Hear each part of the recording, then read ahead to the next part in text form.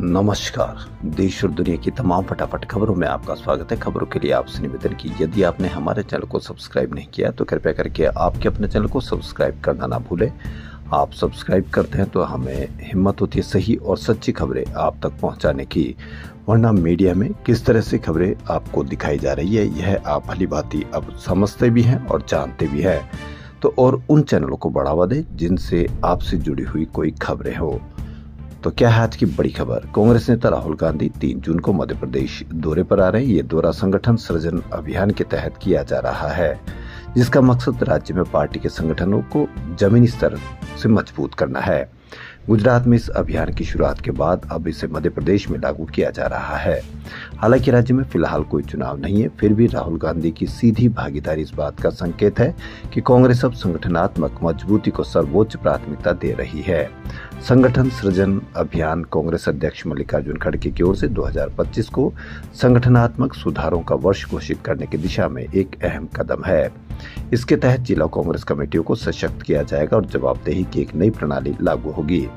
गुजरात के बाद अभी अभियान मध्य प्रदेश में शुरू किया जा रहा है। दिल्ली से कुल 61 एआईसीसी पर्यवेक्षक भेजे गए हैं और प्रत्येक जिले के लिए 4 सह पर्यवेक्षक नियुक्त होंगे। ये 5 सदस्यीय टीमें संगठन को मजबूत करने की दिशा में काम करेगी। हर पर्यवेक्षक को राहुल गांधी खुद जिले आवंटित करेंगे और उन्हें अभियान के तहत विशेष दिशा निर्देश देंगे। ये पर्यवेक्षक अपने अपने जिलों में जाकर मजबूत और समर्पित कार्यकर्ताओं को चिन्हित करेंगे, जिनका नाम जिला कांग्रेस अध्यक्ष पद के लिए अनुशंसा सूची में शामिल किया जाएगा। यह सूची दिल्ली भेजी जाएगी और उस पर अंतिम निर्णय शीर्ष नेतृत्व द्वारा लिया जाएगा। रांची बिरसा मुंडा एयरपोर्ट पर आज एक बड़ा हादसा टल गया। यहां इंडिगो की फ्लाइट टेक ऑफ के समय एक पक्षी से टकरा गई, जिसके बाद पायलट ने विमान की सुरक्षित आपात लैंडिंग कराई। हालांकि इस घटना में कोई हताहत नहीं हुआ और विमान में सवार सभी 175 यात्री बाल बाल बच गए। लोगों ने पायलट की सूझबूझ की सराहना की। जानकारी के अनुसार पटना से उड़ान भरकर इंडिगो एयरलाइंस का विमान रांची एयरपोर्ट पर लैंड करने वाला था, लेकिन अचानक से एक पक्षी से फ्लाइट टकरा गया, जिसके बाद पायलट ने पहले तो अपना संतुलन खोया, लेकिन बाद में संतुलन संभालते हुए करीब 40 मिनट तक हवा में रहा। इसके बाद सफलतापूर्वक उन्होंने विमान की लैंडिंग कराई। बताया जा रहा है कि गिद्ध के टकराने से विमान एयरबस 320 को नुकसान पहुंचा और विमान का कुछ हिस्सा क्षतिग्रस्त हो गया। बर्ड हिट की जानकारी मिलते ही एयरपोर्ट अथॉरिटी की टीम मौके पर पहुंच गई। फिलहाल इंजीनियर का नुकसान का आकलन करें। यह घटना दोपहर 1:14 पे हुई। अधिकारी ने बताया कि रांची आ रहा विमान कोलकाता जाने वाला था। सिक्किम में रविवार शाम 7 बजे एक मिलिट्री कैंप में भारी बारिश के बाद लैंडस्लाइड की चपेट में आ गया। इसमें 3 जवानों की मौत हो गई, जिनके शव बरामद हुए। 4 लोगों को मलबे से जिंदा निकाला गया है।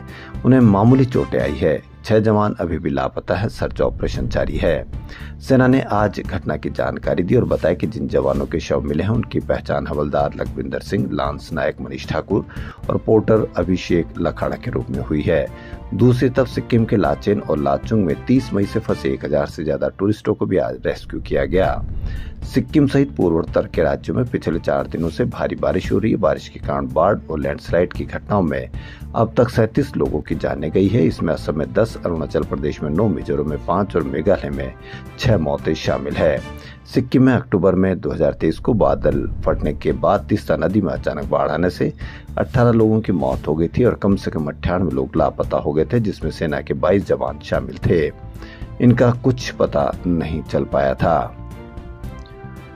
आम आदमी पार्टी के दिल्ली प्रदेश अध्यक्ष सौरभ भारद्वाज ने दिल्ली की बीजेपी सरकार पर हमला बोला। उन्होंने कहा कि दिल्ली में बीजेपी सरकार के 100 दिन पूरे होने पर मुख्यमंत्री रेखा गुप्ता ने वादा किया था कि एक भी झुग्गी टूटने नहीं दी जाएगी, परंतु अगले ही दिन बारापुला के पास मद्रासी कैंप में करीब 800 झुग्गियों को ध्वस्त कर दिया गया। पार्टी मुख्यालय में पत्रकारों को संबोधित करते हुए सौरभ भारद्वाज ने कहा कि यहाँ चुनाव के समय बीजेपी की तरफ से कार्ड बांटे गए थे और सभी झुग्गी वालों को आश्वासन दिया था। सौरभ भारद्वाज ने आरोप लगाया कि भाजपा की कथनी और करनी में हमेशा अंतर दिखता है। भारतीय जनता पार्टी की सरकार झुग्गी वालों को मकान देने के बजाय उनकी झुग्गियों पर बुलडोजर चलाकर गरीबों को बेघर करने का काम कर रही है। सौरभ भारद्वाज ने कहा कि गरीब कितनी मुश्किल से मेहनत मजदूरी करके अपना घर चलाता है, हर कोई जानता है, फिर भी उन्हें बिना विकल्प के बेघर किया जा रहा है। सौरभ भारद्वाज ने इस दौरान भाजपा के दिल्ली प्रदेश अध्यक्ष वीरेंद्र सचदेवा पर भी निशाना साधा। उन्होंने कहा कि चुनाव के समय कोई झुग्गियों में जागरण का आयोजन कर रहा था तो कोई गरीबों के साथ खाना खाने का दिखावा कर रहा था। उन्होंने कहा कि पहली बार ऐसा देखने को मिल रहा है कि जिस पार्टी के राज्य में भी सरकार है और केंद्र में भी सरकार है, इसके बावजूद गरीबों को न्याय नहीं मिल रहा है। बेंगलुरु में क्रिकेटर विराट कोहली के 18 कम्युन पब और रेस्टोरेंट पर कार्रवाई हुई है। पब में स्मोकिंग जोन नहीं होने के कारण पुलिस ने मंगलवार को मैनेजर और स्टाफ के खिलाफ एफआईआर दर्ज की। विराट का 18 कम्युन पब एमजी रोड पर स्थित है। पुलिस ने बताया कि पब में कोटपा एक्ट यानी सिगरेट एंड अदर तंबाकू प्रोडक्ट एक्ट के नियमों का उल्लंघन हो रहा था। एक्ट की धारा 4 और 21 के तहत एफआईआर दर्ज हुई है। कोटपा एक्ट के तहत होटल, रेस्टोरेंट, एयरपोर्ट जैसे सार्वजनिक जगहों पर अलग से स्मोकिंग जोन बनाना जरूरी है। विराट कोहली की 18 कम्युनिटी की दिल्ली, मुंबई, पुणे और कोलकाता में भी ब्रांच है। बेंगलुरु की ब्रांच को दिसंबर 2023 में खोला गया था। ये रत्नम कॉम्प्लेक्स की 6ठी मंजिल पर है। विराट ने एक इंटरव्यू में कहा था कि बेंगलुरु उनका फेवरेट शहर है, इसलिए उन्होंने यहाँ ब्रांच खोली। जुलाई 2024 में 18 कम्युन पब में देर रात तक तेज आवाज में म्यूजिक बजाने के आरोप में भी एफआईआर दर्ज हुई थी। डीजीपी सेंट्रल ने बताया कि 6 जुलाई की रात कब्बन पार्क पुलिस थाने की टीम पेट्रोलिंग पर निकली थी। तब 18 रात 1:30 बजे तक खुला मिला था। पब का मैनेजर गलत तरीके के पब को खोले हुए था। बेंगलुरु में रात 1 बजे तक ही पब खोलने की परमिशन, इसलिए पब के खिलाफ एक्शन लिया गया। आईपीएल का फाइनल मंगलवार को अहमदाबाद के नरेंद्र मोदी स्टेडियम में खेला जाएगा। क्लोजिंग सेरेमनी की थीम ऑपरेशन सिंदूर होगी। कार्यक्रम में तीनों सेनाओं के प्रमुखों को इनवाइट किया गया है। हालांकि अब तक इनके से सेरेमनी में शामिल होने की पुष्टि नहीं हुई है। पूरे स्टेडियम को तिरंगे रंग की लाइट से सजाया जाएगा और इस दौरान सिंगर शंकर महादेवन का लाइव कॉन्सर्ट होगा। उधर आज दिल्ली, बेंगलुरु, मुंबई और चंडीगढ़ से अहमदाबाद आने वाली फ्लाइट्स का किराया 25,000 रुपए तक पहुंच गया है। यानी आपदा में अवसर या आपको जरूरत होगी जब जरूर किराया बढ़ाएंगे। ऐसे सामान्य दिनों में ये किराया 3500 से 5,000 रुपए तक रहता है। इस तरह ऑनलाइन प्लेटफॉर्म पर 80,000 टिकट बिक चुके हैं। अहमदाबाद स्टेडियम में दर्शकों की संख्या 1,32,000 है। 25,000 सीटें रिजर्व रखी गई है। किराया बढ़ाना कहां तक उचित है, इस पर भी आप अवश्य कमेंट करके बताएं।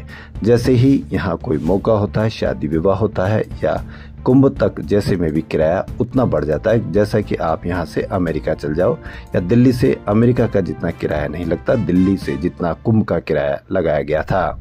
इस तरह से कंट्रोल करना क्या सरकार की जरूरत है या कंट्रोल करना, इसको आप किस तरह से मानते हैं?